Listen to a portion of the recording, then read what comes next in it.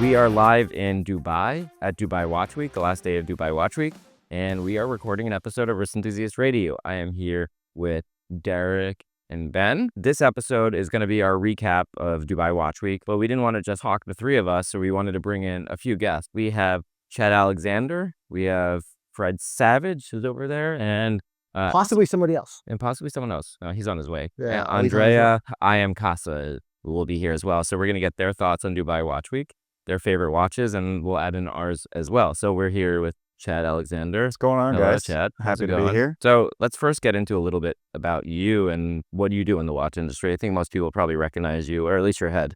Cool. Yeah, probably at least the head. Yeah. So I make content, social media, YouTube, Instagram, TikTok, about all things watches, whether it's like entertainment or education. So recapping the new releases, or I'm a big sports guy. So I love doing the watch spottings at like big major events. So whether it's the US Open or tennis or golf, or especially Grand Prix. So Vegas is happening this weekend. That's where my mindset is recapping that video to go live tomorrow morning. And that's where I spent the most time with you at the F1 in Montreal. Montreal. Yeah, we had a good time. And what are you wearing today?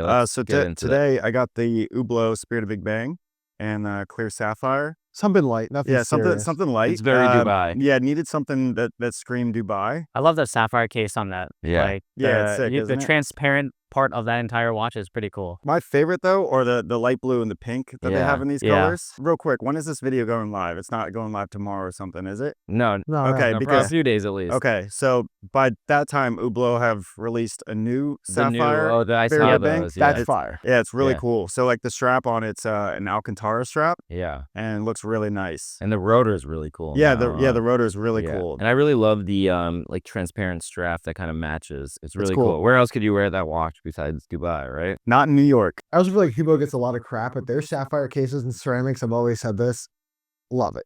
I think that's what they do best. Yeah, sapphires and ceramics are very cool. My other favorite release from this year from them is the mint colored one. Oh, yeah, Watches the and mint Wonders, that shit is was hot. awesome. Yeah. So two favorites right there. So I guess we should get into talking about what you think of Dubai Watch Week. This is your first, right? My first time in Dubai too. It's quite overwhelming. Definitely been enjoying my time. I haven't had the time to really venture out other than being here in this vicinity for Dubai Watch Week, but everything's, so far so good. Now, what do we think? Are we thinking Geneva or Dubai Watch Week? What's the better of the two? There are things about Dubai Watch Week that I actually like better than Geneva for Watches and Wonders. Like, for example, I like the scenery here. Like, we're by the water, the lake, like this little artificial lake. What do you call it? A pool? Which is really cool with the fountains and everything. I like the hot weather here. One advantage is that there's not as many brands as Watches and Wonders. So I feel like we get a little bit more time to kind of digest everything. Yeah. Whereas Watches and Wonders, it feels like this, but like times 2 at least. So this one definitely feels a little more chill. Towards the end of the year, like all the brands have kind of already released. It feels like a nice cherry on top for the industry of like,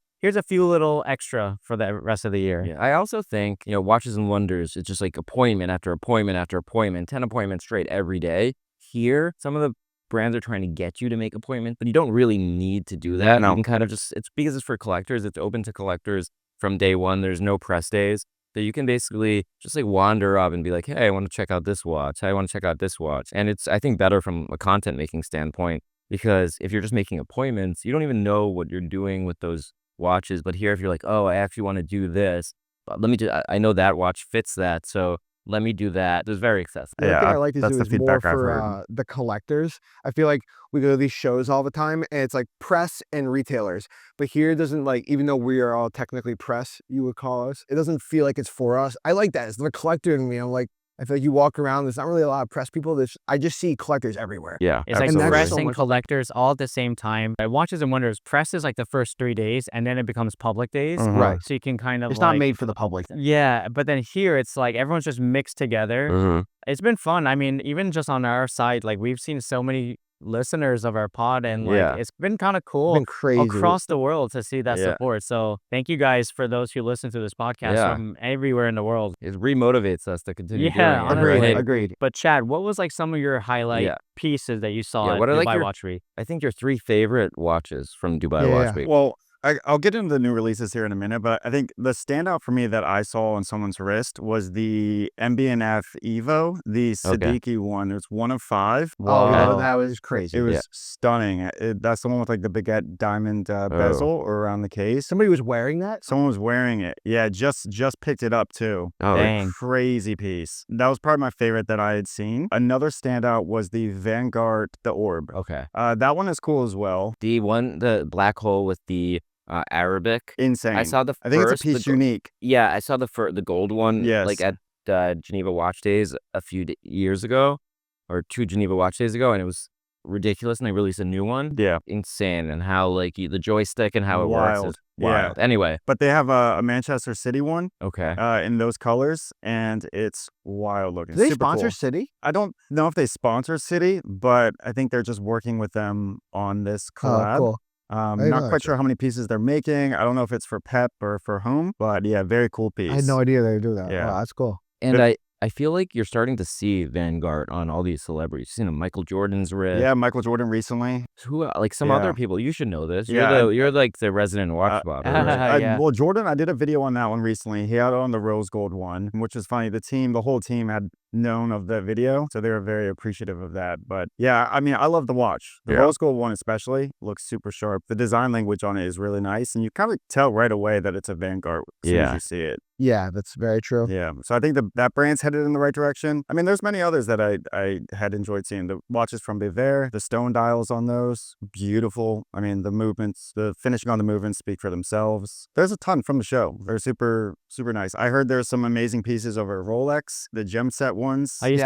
still haven't gone in there yet. I still right? haven't Yeah. gone in there. Yes. You're in for a good time. So Yeah, I no, think what I- I can say without describing it, but there are some off catalog pieces inside there, and I saw someone in front of me go and take pictures on their phone, and then the security told them to like delete it right away. I was like, technically it's still in your recently deleted, but I didn't want to get into that. I'm pretty sure that photo is out there. That was They're my Derek's thought getting too. I'd be like, ideas for, I'd be like- going back to that immediately. Yeah, like okay, I Like, deleted. restore. Yeah. I mean, it's not like a secret because it's literally on display, but they just don't want people to. It's only if you're here you would see it. Any other like Dubai Watch Week releases that you really like? Something that was released either with Siddiqui or just, there's actually, I think, 20 plus releases. I mean, Siddiqui's pieces are super unique, Yeah. right? I mean, which is what I love about watches is I like truly unique pieces. I mean, their watches are those. We got to visit Rolex's CPO yesterday. Yeah. A few of us had gone, and amazing to see like the gem set day dates and some of the Pearl Masters. Yeah. That was super cool, exciting. My whole stay here has just been very enjoyable. Gave me a whole new, view on Dubai. I've always ever seen it through my phone. Yeah. Being Same. here in person is a whole different beast, and it's very enjoyable. They say you can take any one watch here home with you. What's one watch? It doesn't have to be a Dubai Watch Week release, but it's something you've seen here. It could be something a brand already came out with or a new release. They say, hey, Chad, you can have this, or you're buying it. I mean, What are you it's taking in tough not to heartbeat? bring home that Siddiqui MB&F. Oh, that's crazy. okay. Yeah, that thing was But okay, not on a pretty crazy. collector's wrist. Yeah, no, Something try that. that you saw on display. Hold on. Give me that. Now I'm like, Something new. I'm going through the list of all 80 or some odd brands here now. I'll go with the latest release. Moser released the Meteorite dial. Yeah. Yeah, love that's that cool. one. You picked that. You picked that in the video. You're talking about the Streamliner Perpetual Yes, Moon? Yeah, exactly. it's Perpetual crazy. Moon phase. Yeah. Yes, we'll go with that. That's a pretty I'll sick take home piece. that one from the show. Yeah. Just under 50K, like 38, Yeah. I think, or Not 40K. bad. Take my card. Take 44, my I think. card. Getting 44. Yeah, I can afford that. Yeah, just swipe it. Well, thanks, Chad. Well, thank you, Chad, fellas. Appreciate it. Yeah, Enjoy the thank rest you of the for coming. show. Absolutely. All Thank right. you. We'll see you back in New York. This video at Dubai Watch Week is sponsored by Deluxe. If you know anything about Deluxe or us, you know that they've been a great partner of Wrist Enthusiast Radio. We are all big fans of Deluxe, their straps, their accessories, and everything. We even had Ken on the podcast sometimes. It's been unbelievable. So thank you so much to Deluxe. If you're looking for straps or accessories, we cannot recommend it enough. And it's not because you're sponsoring this video. We've actually all been fans of Deluxe before that, which has been great. So it's been awesome. We also tried to get Ken on this exact episode. We did Yeah. see him briefly at Dubai Watch Week, but he's actually also premiering at another show during this entire week. So we weren't able to align our schedules, but just shout out to Ken and his team again for always a lot of the support. We're so close to him, so he's here in spirit, but thank you, Deluxe, for making this all possible. Our next guest that we have here with us at Dubai Watch Week is none other than Fred Savage. Fred, how's it going? Gentlemen, it's a pleasure. It's a pleasure. I've long been imagining having a conversation with you guys. This is awesome. We've been wanting Thank to. you for having It me. takes coming to Dubai to finally work this out, right? This is true. This is true. They're like, you have to fly 16 hours to demonstrate how bad you want it. And I Yeah. said, great. Yeah, I'm in.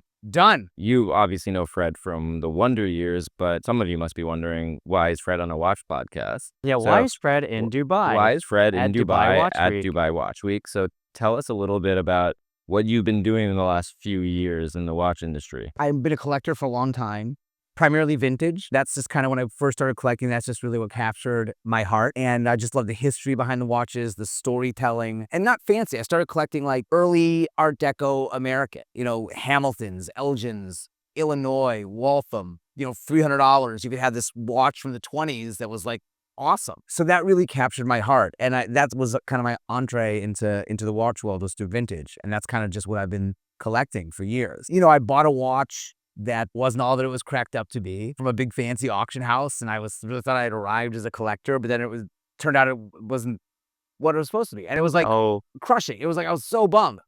And What was the watch? it was an 1803. It was a my white fault. gold president. It had been redialed, but I didn't even really know what that meant. The thing that surprised me more than the watch itself were my watch friends' reactions. No one was like outraged. No one said like, this is awful. Everyone was like, welcome to the club. Like, you're one of us now. Any watch person I tell that story to, everyone's had that conversation with their watch friends. Yeah.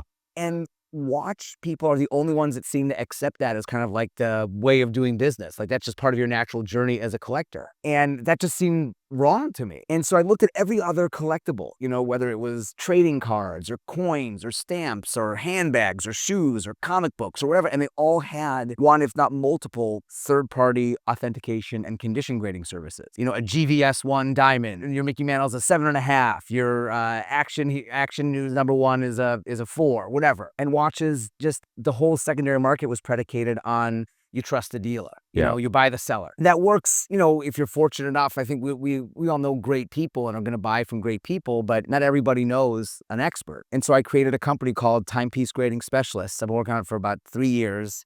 We launched in February. That is doing that. We provide independent authenticity and condition grading for watches on the secondary market. So we don't buy, we don't sell, we just evaluate the watch as an object. And we do it for collectors, for buyers, for sellers, for insurance companies, auction houses, online marketplaces, just because I want the buyer of any watch, any pre-owned watch on the secondary market, to have the same confidence that someone buying a vintage comic book would have. And I think that the community that's come to mean so much to me over my entire adult life deserves that. He's basically living in Dayton, Ohio, where they're being graded Wow. and grading these watches himself. Sometimes you think of like a celebrity or someone that's has been in Hollywood, just kind of like investing in a company and like being the face of it. This guy is in Dayton doing grading himself, which to me, it's like, that means you believe in what you're doing. I mean, look, to be fair, I have a whole team there of, there's watchmakers, there's authenticators, there's experts. It's not all based on my knowledge, but I think this is good. Yeah, Anyway. no. Yeah. I like Certified by Fred. The on each reason one. I'm in Dayton, Ohio is because I partnered with an incredible collection of watchmakers and experts that are at a place called Stahl & Company. And so that's why I'm in Dayton. But I am there, boots on the ground, have an apartment, bought a used Subaru Crosstrek. It's really just making a life out there. But yes, I mean, we're in startup mode. So it's really, I'm there doing everything with a great team supporting you, of course. Could you tell us a watch that you guys had to grade? Anything really that stood out to you, like something fun or like something you've never seen before and that came through and you finally got a chance to like experience this watch? There are watches that I really didn't even know exist. So we got like this really great, I think like one of 3, one of 5, a handful of this Gerard Perregaux Tourbillon minute repeater. Whoa. I had no idea they made watches at that level of like kind of high horology. So that was really cool. But then we got really, really wonderful things. A guy sent in his grandparents. It was like a Patek Philippe, like kind of a Belle Epoque, like 1910s pendant watch, a pendant pocket watch with the double case back and jeweled diamonds and rubies, like these gorgeous, like kind of family heirlooms. And then you have your subs and your date just? yeah, What your about, date, I thought you were going to pick my date your just. date just, but no, I'm disappointed. good. The great thing that I love about vintage is every watch has a story and is important. Someone's sending it into you for a reason. You know, Right. I got this on my wedding day. Yeah. This was my grandparents. Or even if it wasn't gifted to them, they bought it because it spoke to them. And one of the things that I love on the website, because we want to appeal to collectors and people new to the field as well, new to the hobby, there's only 2 fields when you enter your watch into the website that are required. One is the value of the watch, because that's how we base how we insure it and shipping based on the value of the watch. So you don't have to know the make, the model, the reference number. There's none of that stuff. Just what you want us to insure it for. And then we have a field of why is this watch important to you? And to me, like I said earlier, the storytelling of the watch, I want to know what drew you to it. And some people, there's a great story. Some people just say, I love the linen dial. There's always some great story to it. And that's what I love about it. Every watch is really special. Let's say someone sends in their watch. They know nothing about it, but there are some parts that are not authentic, like original to the watch. Yeah. How do you break that news to the owner, you know? There's only one watch that we sent back and said we couldn't grade. That was like a Okay. total fugazi, just nonsense, you know? But I come from the perspective that there's a buyer for every watch. So we had someone send in a 4-digit sub that was a mess. You know, it was a aftermarket bracelet and it had been reloomed not great. The hands were serviced and the crown was wrong and the blade class date didn't match the serial number range of the case. And, you know, to like collectors, quote unquote, right? It's a mess. But someone will want to buy that watch. Someone might not like the maxi case and the big loom. Someone might like the looks of a 4-digit sub, and they should get that watch. That watch isn't garbage. They just shouldn't pay $25,000 for it. Exactly. Yeah. They should know what it is. They should know everything about it and pay $7,000 for it. I'm not here to shit on watches. You know, it's the opposite. I want to say, like, look, this watch, here's everything you need to know about the watch. And it should be priced accordingly. You know, like, we don't sell it. We're not vendors, so we don't price it. But we want people to know what they're getting. And, you know, it goes back to that 1803 I was telling you about. If I had known what it was, maybe I would have gotten it, maybe I wouldn't have. But it wouldn't have been so crushing. You know what I mean? And I might have gotten it at a lower price. But in terms of, I thought I would be kind of breaking hearts. I just heard back from the guy. But it was a Rolex that had been just mashed. The threads had been just destroyed on the case back. The inside of the case, the threads were done by I don't know who. And it had been glued shut. So I brought it to a watchmaker. They couldn't open it, and then they're getting razor blades, and you're really trying to get in there. And he goes, would you service it also? It's not running. So we open up, and of course it's not running. There's a glue residue all in the thing. And so our service center said, look, we can't service this. It's beyond what we do. And we're not going to just charge someone to tinker it around and send it back to them where it's not running perfectly. Like, when we service it, it's going to be phenomenal. But we graded it. The loom had been redone poorly. The bracelet was a replica bracelet. The end links were right. The clasp was right. The bracelet was replica. And I sent him a note, you know, ahead of time and say, look, we're not going to send you a service estimate, and here's why. And I sent him a document. So when we do things, we create a document of the watch, photographed from every angle, annotated photographs. I mean, you've done it. Craig's done it. And has promised me he's going to make this really cool video. We'll see.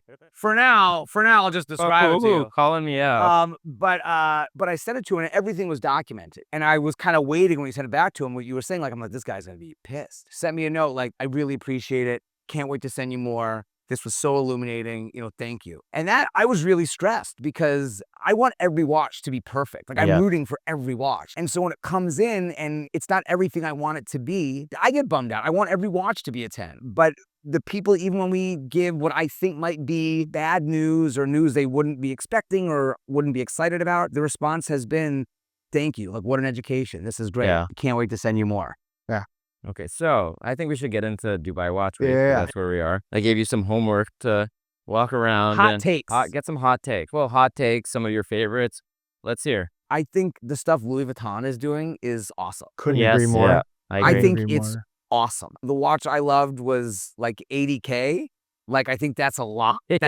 That's a lot. If I'm going to spend $80K on a watch, I don't know if it's going to be Louis Vuitton. But the watchmaking that they're doing and the styling and the way it fits on the wrist, I just think top to bottom, you could feel kind of Jean Arnault's passion coming through. And enthusiasm and excitement. And I think what they're producing is like a stunner. And I wasn't prepared for that. That was kind of my surprise. My no kidding, I would sell every watch I own to create the funds for. And if I got it, I would be done. It's the Series 6 from Roger Smith. What he's doing out there on the Isle of Man is like alchemy. Like, it's unbelievable what they produce. He's been making watches. I was talking to him. He's the nicest guy in the world. And Tom, who's from his workshop, is here also. They've been in business for 36 years. And this year, they're producing their 200th watch. Not of 2025, of 35 years of watchmaking. If I would ever get a Roger Smith watch, I'd be like, I've reached the like pinnacle. I almost wish I didn't, because I know that's going to be the end. What's like the price point? I don't even like. I don't so even aspirational for me that I just like never even like thought to figure out what I price feel the is same on. way. But I've talked to my other watch friends, and I've said, like, I will sell every watch I have, and they're like, okay, but how are you going to get the rest of the money? Like, that's gonna be that's nothing. So yeah, I Rate a lot of watches. It's very out of reach. So they have a few of their. They have like a skeletonized was their Series 5. They have the Series 1, which is 3-hander, time only. There's a Series 4, which is this date function. He has his outer wheel date function. It has a moon phase, and it's like a triple cal. This Series 6, it's slightly complicated. It has the outer wheel date track. It's in rose gold, the one they have. The 200 watches, is that 200 serial watches or 200 different references he's ever done? 200 of over all the different versions. Of everything they've ever made. Yeah. 200.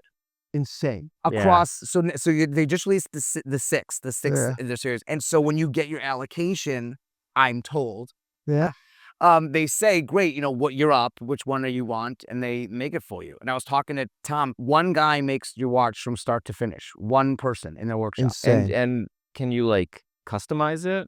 Or is it just like you're getting that exact one? I think you can customize it. Again, these are questions I haven't been burdened with having to answer. We'll never have to ask these. Yeah. Well, you never have to ask Ben, me. Yeah. There like 4 of the 200 are here. You get your hands on it. It's done. I mean, done. How long's the waiting list? Like 20 years? Like, or I don't even think it's I don't open. probably I feel like there's not select even it. a wait list. It's Yeah, just like when like- they're ready to accept. we Your- like you. We've talked to you. These You've are hung around questions- us for a your- long I'm time. so- questions. Okay, I can tell you a quick story about what a noob I am. Sure. I'm so unversed in the vernacular of the primary market that I was talking to a friend of mine who works at a brand that people wait forever for. And we were talking. I'm like, boy, you really tease me. This brand is, he goes, well, you passed. I'm like, what do you mean I passed? I was never offered one. He goes, well, of course you were. I said, what do you mean? He goes, you know when we were in the store? I said, yeah. Like, And do you- they said, Do you like anything? do you like it? Do you like it? Do you like anything? And they said, do you like it? I said, I really like it. I said, that was the offer? He said, yeah. I said, that's the language? The secondary market, here's the watch. Here's How the much is it? price, yeah. Here's the cash. There's no dance. There's no Yeah. like How serious are hidden they? language. Yeah. And I said, okay, tell me, how does it work?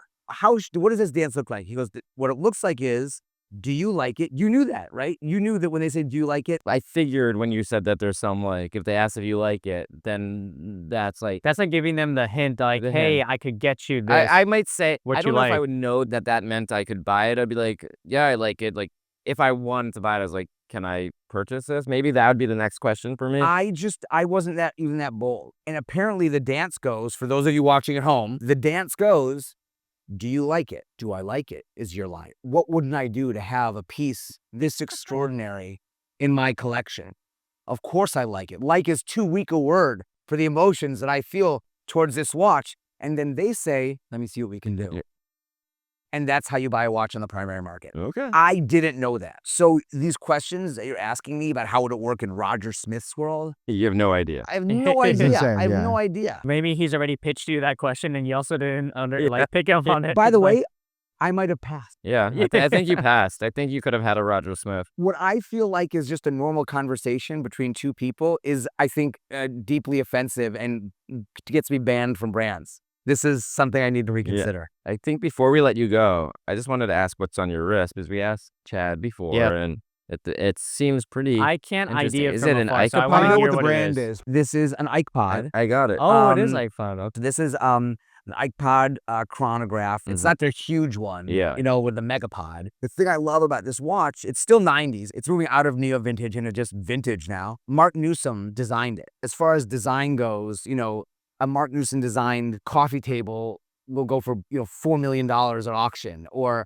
a set of drawers, or Yeah. an office desk or millions of dollars. He loved watches, and he designed watches out of art school. Just the kind of the history of his lineage of design, that this is part of that, I think is really beautiful. And he worked with Johnny Ive on the early Apple watches, did, and you yeah. can see Yeah. You know, Oh, yeah. the integrated rubber strap, and Yeah. The you case. the The solid kinda Like case. the way the pebble-ish, buttons on yeah. the You side, can like, see, yeah, the you know, pushers. 35 years before, Yeah. 30 years before, you can see some of the The design inspiration, yeah. language that they were starting to work on even then. I just like kind of the lineage of his design, that I can own one for less than, $1 million. Of Yeah. course, of course. Awesome.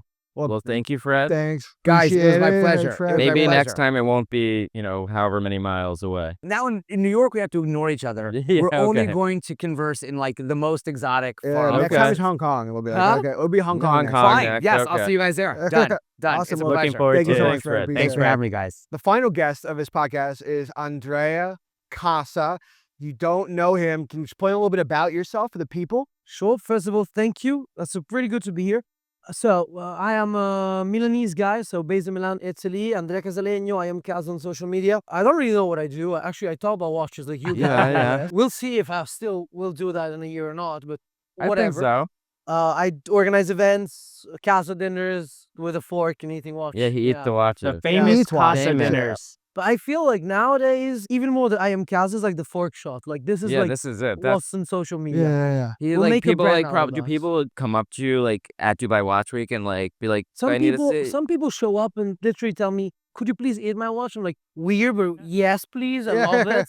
Thanks." As long as a little bit of olive oil with it, I'm good. Yeah. Feels really like a different situation now. Like, so yeah, I talk about watches. I'm a watch collector. I have a severe watch fatigue now, but apart from that, I'm still passionate. Yeah, I good, still yeah. collect. Before we get into the Dubai Watch Week, seeing your opinions, what are you wearing? Because I'm seeing it from here and it looks sick. Thank you And, so much. Tell the people. I brought kind of a rotation for these days, but I felt like, I kind of match my stuff usually. Yeah. Not all the time, but I was very cozy this morning. I was very like desert slash blue themed. So this is the 2001 from Squall. Oh. I was gonna say, Squale, whatever you Squale. call Whale, it, squall, yeah. which is a pretty popular brand in Italy, actually. They were the first ones to convince me to wear a diver watch because I'm kind of against diver watches The for one specific anti-diver. reason, which is, You don't dive. no, I do actually, Oh, okay. but everybody does them. Yeah. Everybody does them, yet they're kind of legit. Like they are legit. They were the ones making the cases for like Yeah. Rampan and all that. Oh, Squall is legit. They're really They're legit on legit, yeah, divers, yeah.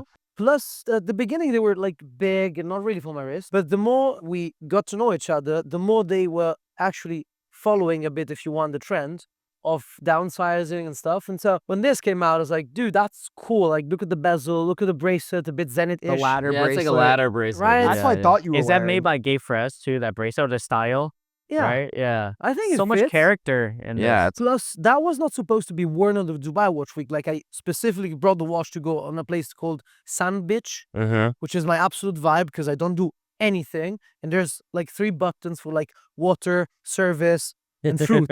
And that's my vibe I for just the want to next get on day. your level. I need to wanna- be- yeah, anywhere. Guys, it's even super cheap. It's like $70 for a day. Oh my god. Wow. Can you imagine? Like, that's what we don't have in Italy. I love like the turtle case on this. That's the whole Yeah, point. yeah. That's the whole point to me. Turtle case. Plus, it is actually not small, Yeah. but since it's like a bit No, flying saucer, yeah, done, yeah. It perfect. doesn't wear like that it big. wears very good, and you never know if you're gonna dive somewhere or like.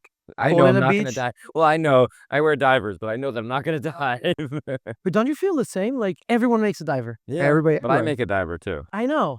So Even I AP know. makes a diver. yeah, that's true. It is true, and that's why like the next watch was not gonna be a diver. But So- exactly. But it's great to have a diver Yeah. in that. But sometimes I feel like if a brand has done a diver, but maybe they don't come from divers, it's not interesting to be Yeah. shown. Like Yeah. I'm really curious to hear because at Dubai Watch Week, I feel like there's a lot of stuff that might not be your taste, and you're very unique, very cool taste. You're very consistent. I want to hear what's been your favorite watches that have been released, but also just stuff you've seen on people's wrists. Because I'm sure you've seen Oh, some dude, yeah. crazy Yeah. stuff. dude, yeah. I don't know if you want to talk a little bit about what you've seen. As I was saying, the watch fatigue comes from the fact that it's the first year I travel a lot. I know you can relate a lot to that, but after New York, really it feels so different. Like New York has both pushed my vibe so much up and killed my vibe afterwards. Oh, yeah. Also, because a lot of the pieces you see here, they were basically released in New York. Yeah. And typically I don't go there. So Yeah. it's the first time I actually see them in real life before. So they're not actually that new. Yeah. To me. Right. At the same time, there's a lot of good watches in the fair. It's kind of overwhelming. I think you feel the same. Oh, Like, yeah. It's gigantic. They made such a good job. Yep. But I do feel a couple things about this fair. It's not for us, in my opinion. It's Yeah. No, really it's for not. the end consumer. It's for Yeah. the collectors. Yes. It's for people to enjoy, which is actually like it does make sense. Yeah. It's organized by a retailer. Second of all, I feel like the whole point of the fair literally are not the stands or the brands. Yeah. Other people around. That's Right. Yeah. like to resonate with what you said. And yes, the best pieces I've seen were on people's wrist. The best piece from the fair for me at the moment is the Three Bridges from GP. Oh, we talked That about was that. one of my Gem set favorite pieces. with the gem set one. Yeah, that. For Oh, one yeah. specific reason, it's not loud. It's so subtle. Like it's so subtle. Even it's- with the gem set. because it's the monochromatic look of it, but then like everything just kind of blends really nicely on the wrist. Plus, you have all the diamonds that are cut in a specific way. It's not like baguettes in your face. It's really like Yeah. if the bezel was made of diamonds, which actually is in this case, kinda. That changes everything. I feel a bit like having an overseas with diamonds, but at the same time, the overseas is way louder. Yeah. Way I like louder. them But it's though. also like I like that GP is kind of combining like the two iconic things that it does, the Three Bridges and Yeah. the Laureato for Yeah. the first time. It's like when you think of GP, that's what you think Yeah. of. You think of the Three Bridges and you think of the Laureato, and they waited till 2025 to Yeah. kind of combine them. Exactly. So I love that. You Home know? run. And I think the Three Bridges is one of the best watches of the last 50 years, honestly. Like the Oh, look wow. of it. That's high praise. And so that's the number one. I do love a lot of these watches. If you take Ming, for example, I think even with it being kind of like very independent, very groundbreaking sometimes with the bracelet, they did such a great job, dude. It still resonates a lot with like Italian taste and my taste somehow. I have the Minimalist. It's literally the watch I've been wearing the most for the whole year. So comfortable, so well designed. So loads of these watches are actually in my lane. That's a bit my recap from the watches I've seen. But I don't know about you guys. What was your favorite watch? I mean, I love seeing all the like Eastern Arabic numeral watches that get released. Like a lot of times, Atelier Wen had the Ancestra, which was great. The Tag Heuer Carrera was kind of cool. We saw that. Derek and I went to the Rolex CPO and seeing all the day dates with the Arabic dates and crazy. days. They're so cool. I don't know, like if I with was some getting, of the coolest dials too. yeah, with like some Great, yeah. like really crazy Rubelite, interesting Stella dials. like the Tridor bracelet. So some of that was really cool. So I like a lot of the stuff that is made specifically for Dubai Watch Week sometimes, or for Siddiqui, just because I think they're like interesting and you don't see that every day. Thank you, Andrea. We're not going to keep you too much longer. Thanks to you guys. Yes, thank you. Hopefully see you next time in New York or Yes, Milan, maybe? Absolutely, yes. Milan, yeah, we'll be there next. All right, so what did you guys think of the pod? We had 3 awesome guests. Yeah, it's just been very like overwhelming. I know when people ask us what our favorite watches are, it's so hard to answer. You're so overstimulated. You need like a few days to like decompress and figure those things out. So I appreciate that our guests, Fred, Andrea, and Chad were able to really shed some light on both the experience and what they like. But it's just been a fun but very overwhelming. If you want to see some of our favorite picks, you can also check out some of the other videos we posted throughout this entire week. But I will just second what you said. It was great just to hear everyone else's opinions. A little bit of apology about some of the noise because we are recording live at Dubai Watch Week, but we wanted to get it